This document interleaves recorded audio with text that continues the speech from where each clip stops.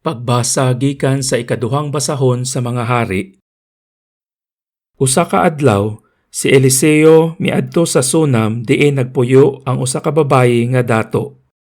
Giagda siya sa babayi sa pagkaon. Busa matag-agi niya ni adtong dapita, mohapit gayud siya sa balay sa babayi aron sa pagkaon. Ug ang babayi miingon sa iyang bana, "Nasabot ko nga ang tawo nga kanunay moagi dinhi usa ka balaang tawo. Maghimo kita gamayng lawak didto sa atop ug butangan ta kinig higdaanan, lamisa, lingkuranan ug suga aron nga inig-anhin niya makapahulay siya." Usa ka adlaw niana mihapit ang propeta ug misulod sa lawak ug mipahulay didto.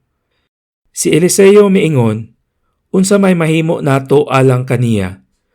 Si Gehasi mitubag, "Wala siya'y anak ug tigulang na ang iyang bana." Si Eliseo miingon, "Tawga siyag balik." Sa diha na ang babayi, si Eliseo miingon, "Sumad karon, magkugos ka nag-anak nga lalaki." Pagbasa gikan sa sulat ni San Pablo ngadto sa mga taga-Roma.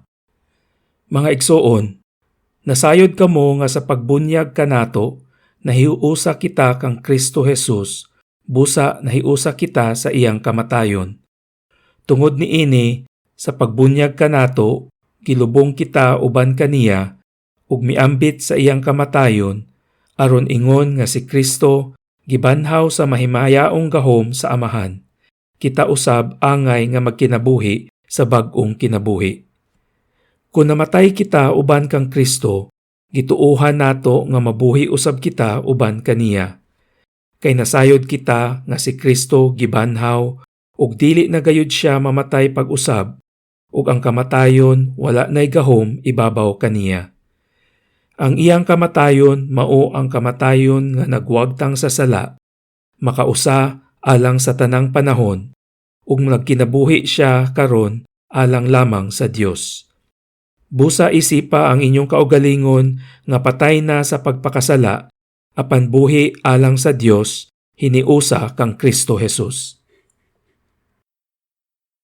Pagbasa gikan sa Ebanghelyo sumala ni San Mateo. Miingon si Jesus sa iyang mga apostoles, "Ang nagmahal sa iyang amahan o inahan labaw kay kanako, dili takos nga mahimong tinun-an nako. Kadtong nagmahal sa iyang anak labaw kay kanako, dili usab takos mahimong tinun-an nako. Ang dili mo pas-an sa iyang krus ug mosunod kanako, dili takos mahimong tinun-an nako. Ug kadtong maniguro sa iyang kaugalingong kinabuhi, kawad-an niini. Apan ang kawad-an sa iyang kinabuhi tungod kanako, makabaton hinuon niini. Ang nagdawat kaninyo, nagdawat usab kanako, ug ang nagdawat kanako, nagdawat usab kaniya nga nagsugo kanako. Ang nagdawat sa usa ka propeta tungod sa iyang pagkapropeta, makadawat usab sa ganti alang sa usa ka propeta. Ang nagdawat sa tawo nga matarong tungod sa iyang pagkamatarong, makadawat usab sa ganti nga alang sa tawo nga matarong. Ug hinumdumi kini, kadtong nagpainom og bisan nalagbog ng tubig sa labing ubos sa akong mga sumusunod, tungod kay siya akong sumusunod, gantihan gayud.